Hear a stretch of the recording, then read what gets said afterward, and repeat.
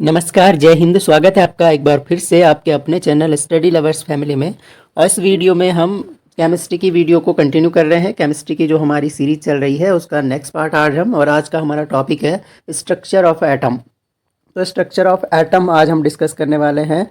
पूरा एटम के बारे में जानेंगे, एटॉमिक मॉडल्स समझेंगे यहाँ पर। तो काफ़ी हेल्पफुल आपके लिए ये वीडियो होने वाला है सभी परीक्षाओं की दृष्टि से। तो ज़्यादा टाइम ना लेते हो, इससे पहले कि अगर आपने पार्ट नहीं देखे हैं तो ज़रूर देख लें। आप प्लेलिस्ट में जाके देख सकते हैं, लिंक डिस्क्रिप्शन में मिल जाएगा। तो शुरू कर लेते हैं हम। सबसे पहले परमाणु। तो परमाणु क्या होता है ये हम यहाँ पर समझेंगे। परमाणु जो है, अब अगर परमाणु मॉडल्स भी हम यहाँ पर समझेंगे। तो सबसे पहले परमाणु क्या है? परमाणु पदार्थ निर्माण के खंड है, यानी पदार्थ के अवयव हैं एक तरह से। तो पदार्थ के खंड हैं परमाणु। यह पदार्थ की सबसे छोटी इकाई है। पदार्थ की सबसे छोटी इकाई होती है जो उप परमाणु कणों से मिलकर बनी होती है, प्रोटॉन, न्यूट्रॉन और इलेक्ट्रॉन। तो जो परमाणु है, एटम है हमारा, वो किससे? प्रोटॉन, न्यूट्रॉन और इलेक्ट्रॉन से मिलकर बना होता है। तो ये तो इसके स्ट्रक्चर हो गए।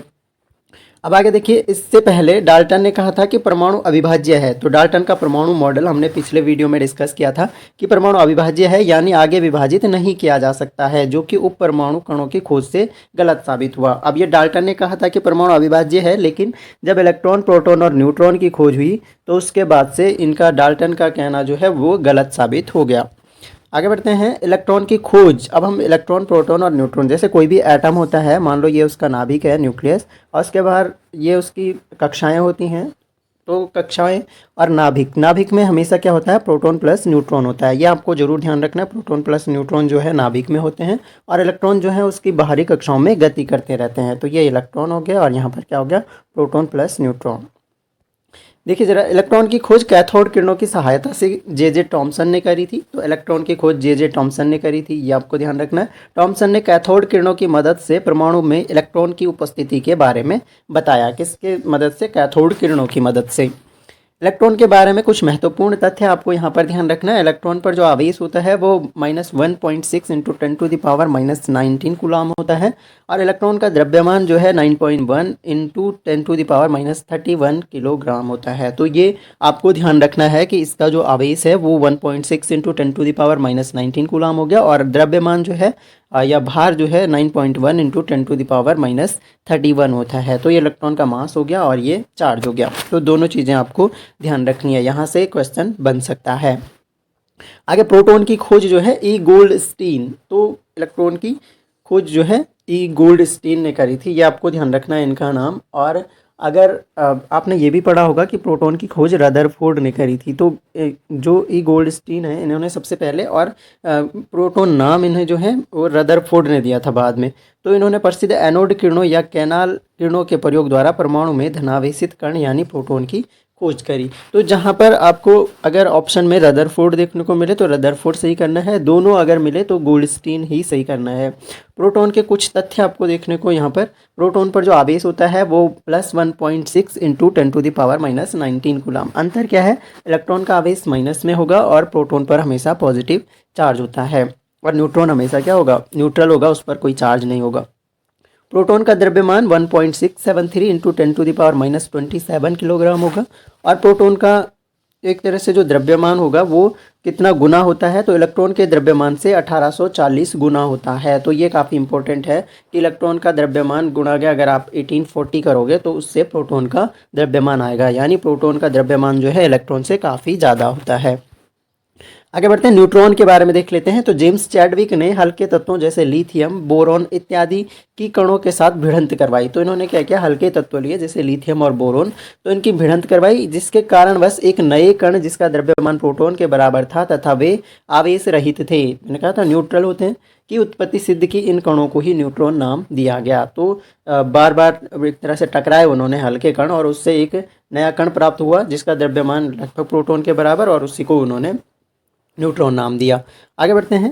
न्यूट्रॉन हाइड्रोजन के प्रोटियम समस्थानिक में नहीं होते हैं। तो अभी देखो, हाइड्रोजन का जो प्रोटियम समस्थानिक होगा, हाइड्रोजन के प्रोटियम, ड्यूटेरियम, ट्राइटियम, तीन हाइड्रोजन के 3 समस्थानिक होते हैं। तो इनमें से जो प्रोटियम है उसमें न्यूट्रॉन नहीं होते हैं, ये इंपॉर्टेंट पॉइंट है। आगे देखिए, इलेक्ट्रॉन का द्रव्यमान प्रोटॉन तथा न्यूट्रॉन के द्रव्यमान से अत्यधिक कम है। इलेक्ट्रॉन का द्रव्यमान अभी हमने डिस्कस किया था, इसलिए परमाणु का द्रव्यमान प्रोटॉन और न्यूट्रॉन के द्रव्यमानों का योग होगा। तो हमेशा क्या होगा, प्रोटॉन का द्रव्यमान प्लस न्यूट्रॉन का द्रव्यमान, इसको जोड़कर क्या होगा, परमाणु का द्रव्यमान। यानी जो परमाणु एटॉमिक मास हमारा आता है वो प्रोटॉन का वेट जोड़ते हैं प्लस न्यूट्रॉन का वेट जोड़ते हैं। आगे देखिए, अगला हमारे पास अपरमाणु मॉडल्स हम यहाँ पर डिस्कस कर लेते हैं। उप परमाणु के कणों जैसे इलेक्ट्रॉन, प्रोटॉन और न्यूट्रॉन की खोज के उपरांत परमाणु के विभिन्न मॉडल दिए गए, उनमें से कुछ मॉडल को हम यहाँ पर डिस्कस करने वाले हैं।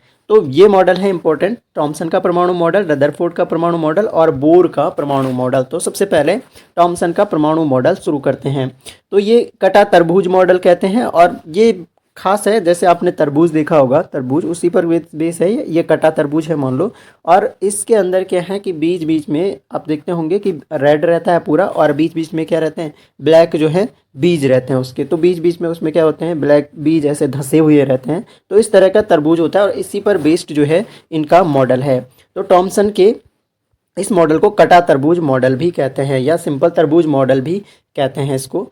तो टॉमसन के इस मॉडल में परमाणु में धन आवेश तरबूज के खाने वाले लाल भाग की तरह बिखरा है। तो इन्होंने क्या कहा कि जो तरबूज है उसमें जो धनावेश है वो उसके खाने वाले भाग में बिखरा है, और जबकि इलेक्ट्रॉन जो है धनावेशित गोलों में तरबूज के बीज की भांति धसे हैं। यानी इलेक्ट्रॉन कहा उन्होंने बीजों को, जो बीज धसे हैं उनको उन्होंने क्या कहा, ये इलेक्ट्रॉन है, और जो रेड पार्ट है जो खाने वाला भाग है उसको उन्होंने क्या कहा कि वो एक तरह से धन आवेश है जो बिखरा हुआ है उसमें।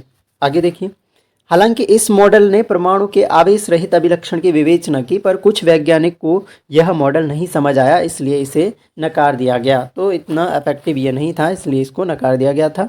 अब रदरफोर्ड का परमाणु मॉडल काफ़ी इंपॉर्टेंट है। रदरफोर्ड ने प्रयोग किया था, तो इसने क्या किया कि हीलियम के नाभिकों पे प्रयोग किया और सोने की पन्नी से टकराया उसने हीलियम के नाभिक। तो रदरफोर्ड का जो अल्फा किरण प्रकीर्णन है, तो अल्फा कण उसने एक तरह से क्या किया, बम्बार्डमेंट करी। तो इस तरह से उन्होंने कुछ सोने की पन्नी लगाई थी, सोने की पन्नी ऐसे, तो सोने की पन्नी पे उन्होंने यहाँ से अल्फा कणों की बम्बार्डमेंट करी इस तरह से।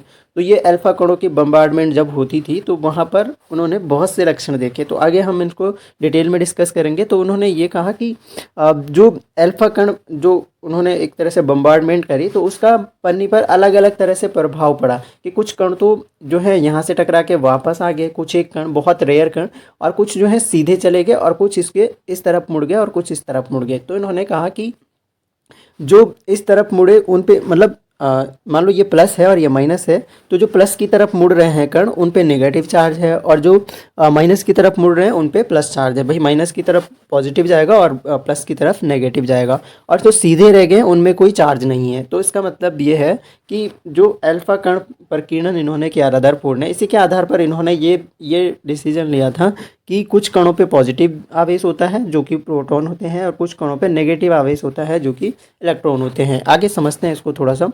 रदरफोर्ड के प्रयोग के परिणाम, तो ज़्यादातर अल्फा कण बिना मुड़े सोने की पन्नी से सीधे निकल गए। तो ज़्यादातर जो अल्फा कण थे, अभी हमने पढ़ा था, तो वो सीधे निकल गए सोने की पन्नी से।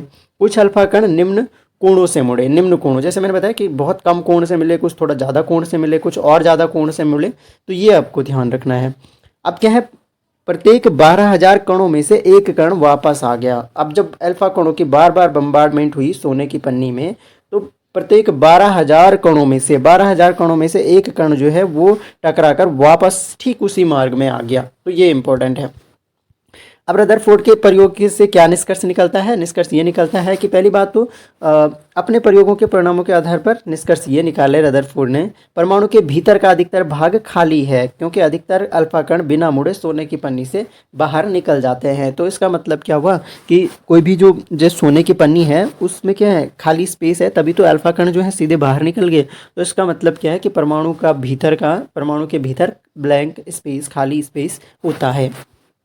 परमाणु के बीच एक धनावेशित गोला है जिसे नाभिक कहा जाता है, क्योंकि 12,000 में से एक अल्फा कण वापस आ गया। अगर ठीक जो है नाभिक से टकराया होगा तो वही कण जो है वापस आ गया। इसलिए इन्होंने निष्कर्ष निकाला कि परमाणु का जो नाभिक होता है वो धनावेशित गोला होता है जो कि ठीक बीच में होता है।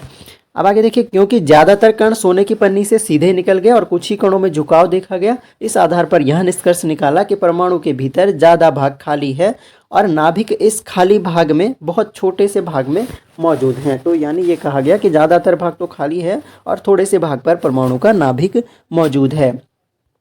नाभिक का आयतन 10⁻⁻5 गुणा परमाणु के आयतन के बराबर होता है। परमाणु का संपूर्ण द्रव्यमान उसके नाभिक में होता है। ये वेरी इंपॉर्टेंट है, क्वेश्चन बन सकता है। तो परमाणु का जो संपूर्ण द्रव्यमान होता है वो उसके नाभिक में होता है।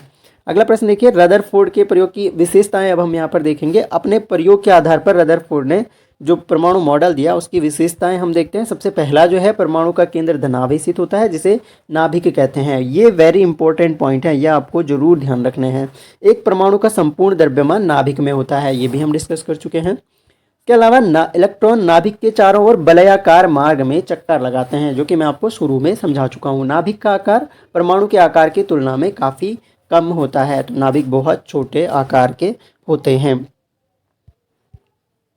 परमाणु मॉडल की हम कमियां थोड़ा डिस्कस कर लेते हैं। अब रदरफोर्ड के अनुसार इलेक्ट्रॉन नाभिक के चारों ओर वलयाकार मार्गों में चक्कर लगाते हैं, ये ठीक है, किंतु आवेशित होने के कारण ये कण अपनी ऊर्जा निरंतर खोते रहते हैं, जिसके कारण ये अंततः नाभिक में प्रवेश कर परमाणु को अस्थिर बनाते हैं। इसका मतलब ये है कि जो रदरफोर्ड ने क्या कहा था कि जो परमाणु है, वो जो इलेक्ट्रॉन है वो इस तरह से बाहरी या विलयाकार मार्ग में गति कर रहे हैं, लेकिन उन्होंने साथ में ये भी कहा कि वे क्या हैं, आवेशित होने के कारण अपनी ऊर्जा निरंतर खो रहे हैं और नाभिक की ओर जा रहे हैं। इसका मतलब ये हुआ कि वो कुछ जो है बाहरी पथ से इस तरह से जा रहे हैं और अपनी ऊर्जा जैसे जैसे खोएंगे वैसे वैसे अंदर की ओर नाभिक की ओर जाएंगे, इस तरह से गति करेंगे, इस तरह से गति करेंगे, तो अंत में एक टाइम आएगा कि वो सीधे नाभिक तक पहुंच जाएंगे।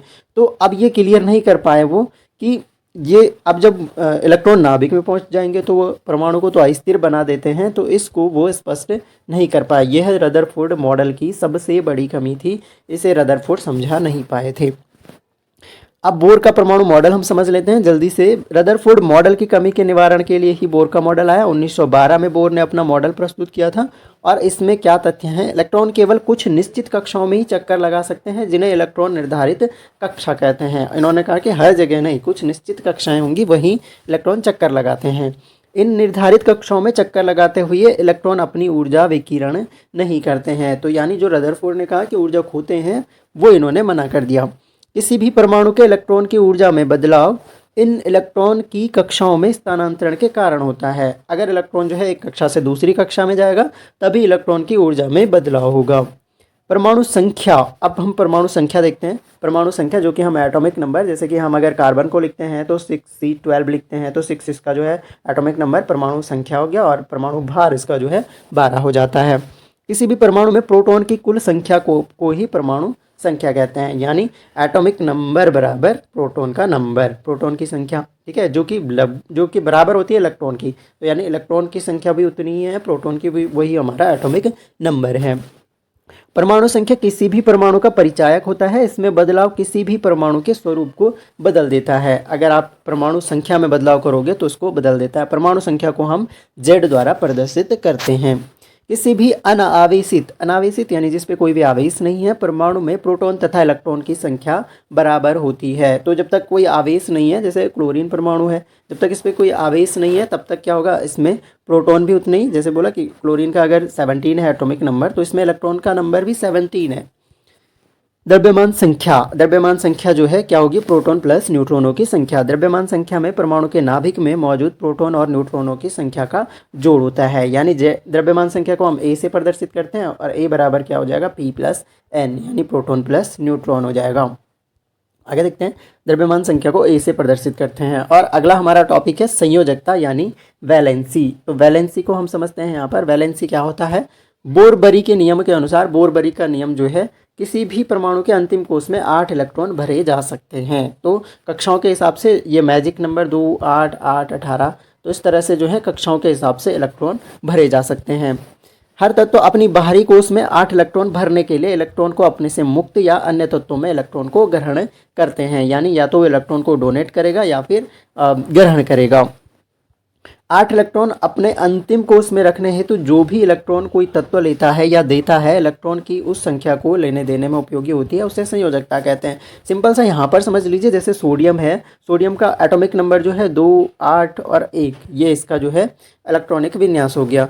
अब अगर ये क्लोरीन से अभिक्रिया कर रहा है तो क्लोरीन का 2, 8 और 7 होता है, तो यानी क्लोरीन को 1 की आवश्यकता है, तो क्लोरीन क्या करता है, 1 इलेक्ट्रॉन ग्रहण कर लेगा, तो इससे ग्रहण कर लेगा तो इस पर माइनस चार्ज आ जाएगा, और ये अगर इलेक्ट्रॉन दे रहा है तो देने वाले पे पॉजिटिव चार्ज आ जाएगा। तो ये क्या है, एक तरह से लेने देने में उपयोगी हो रहा है। तो इसकी संयोजकता जो है, क्योंकि इसको 1 इलेक्ट्रॉन देना है तो इसकी संयोजकता प्लस का 1 है, और इसकी संयोजकता माइनस का 1 है, क्योंकि इससे 1 इलेक्ट्रॉन ग्रहण करना है। तो ऐसे संयोजकता को ज्ञात भी आप कर सकते हैं एटॉमिक नंबर के बेस पर ही।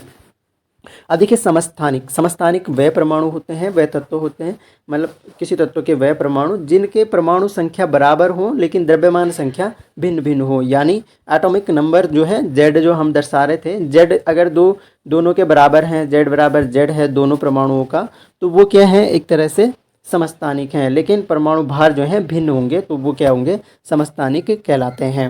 ऐसे ही समभारिक भी होते हैं, वो हम आगे देख। समस्थानिक का उपयोग कहाँ होता है, ये आपको ध्यान रखना थोड़ा सा। यूरेनियम समस्थानिक का उपयोग परमाणु संयंत्र में ईंधन के तौर पर किया जाता है।